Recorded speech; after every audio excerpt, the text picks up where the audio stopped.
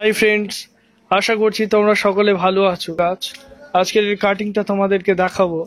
তো কাটিং করতে গেলে প্রথমে একটা সুন্দর ডাল চয়েস করতে হবে, যে ডালটা পরিপূর্ণভাবে একটা গাছ হওয়ার উপযুক্ত। যেমন আমি এতগুলো ডালের মধ্যে এই একটা ডাল নেব। এই ডালটা কম করে একটু 6 থেকে 7 মাসের হলে ভালো হয়, কারণ মোটা পুরনো ডালে শেকড়টা বেশি আসে। কিন্তু এইরকম ছোট ডালে শেকড় আসলে গাছ আসা পর্যন্ত ডালটা নষ্ট হয়ে যায়, শুকিয়ে যেতে পারে।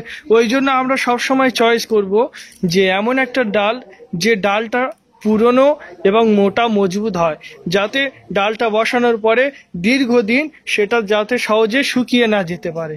সুতরাং আমরা একটা ডাল চয়েস করেছি, দেখতে পাচ্ছ বন্ধুরা, একদম পুরনো খুব সুন্দর মোটা একটা তরতাজা ডাল, যেটা আমাদের গাছ করতে একদম উপযোগী। তো ফার্স্ট আমরা একটা সিজার নিয়েছি, এই সিজার দিয়ে ডালটা কাটিং করতে হবে।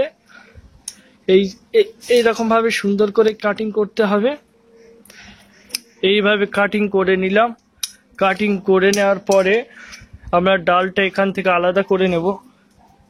দেখতে পাচ্ছ বন্ধু, এই সেই ডাল যেটা আমরা নির্বাচন করেছিলাম ডাল গাছটা রোপণ করার জন্য।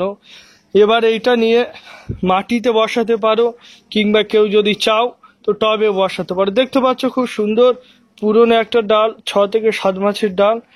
এটা বসালে খুব সুন্দর একটা গাছে রূপান্তরিত হবে। তো মাটিতেও বসাতে পারো, কেউ অনেকে টবে বসাতে পারো। তো ফ্রেন্ডস, আমি টবে বসাবো। এইটা কিভাবে বসাচ্ছি, কিভাবে রোপণ করছি, সেটা একটু লক্ষ্য রাখো। ফ্রেন্ডস, দেখতে পাচ্ছ এই টবটা আমি গাছটা বসানোর জন্য জোগাড় করেছি। তো দেখতে পাচ্ছ খুব সুন্দর একটা ছোট্ট টব, যেটার মাটি নিয়েছি প্রায় অর্ধেক ইঞ্চি খানেক। এই যে উপর থেকে এই পর্যন্ত মাটি কম, এই ইঞ্চি খানেক এটা ফাঁক রাখবে, যদি পরবর্তীকালে এখানে সার বা জল দিতে হয় তার জন্যে। টবের পুরোপুরি মাটি নেবে না, এই রকম ইঞ্চি খানেক ফাঁক রাখবে। আর এইটা হচ্ছে এর মাটিটা যেটা নিতে হবে, প্রথমে যে টবের যে ছিদ্রটা থাকে, যে হোলটা থাকে, ওটা আগে ইটের কুচো বা বালির কুচি দিয়ে ওটা কভার করতে হয়। তারপরে দোআঁশ বেলে মাটি দিয়ে এই পুরো টবটা ভর্তি করতে হবে। ভর্তি করার পরে আমার সেই কাটিং করা সেই গাছের ডালটা, যেটা বেলফুলের ডাল, সেটা এইভাবে বসালাম। দেখতে পাচ্ছ এইরকম বসালাম। বসানোর পরে আমরা আস্তে আস্তে মাটি দিয়ে দিলাম, যাতে গাছটা শিকড়টা যাতে সহজে বের করতে পারে। এইভাবে দিয়ে দিলাম। দিয়ে দেওয়ার পরে আমাদের কাটিংটা বসানো হলো।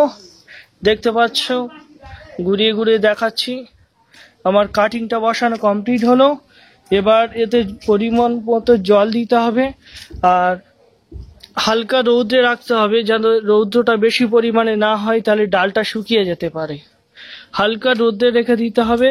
দেওয়ার পরে 7 থেকে 10 দিনের মধ্যে এই গাছ থেকে নতুন নতুন পাতা বেরোতে লাগবে।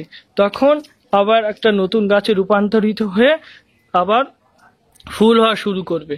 এইভাবে একটা গাছের কাটিং করতে হয়। এটা হচ্ছে ডাল কলম, হলো শাখা কলম, গুটি কলমও করা যেতে পারে, শিকড় কলমও করা যেতে পারে। তো বুঝতে পারলে কিভাবে একটা বেলফুল গাছ থেকে কাটিং করতে হয়। এই বেলফুল গাছ থেকে ডাল কাটিং করতে হয়। এই কাটিং সম্পর্কে যদি কারোর কোনো প্রশ্ন থেকে থাকে, তাহলে আমার কমেন্ট বক্সে কমেন্ট করো।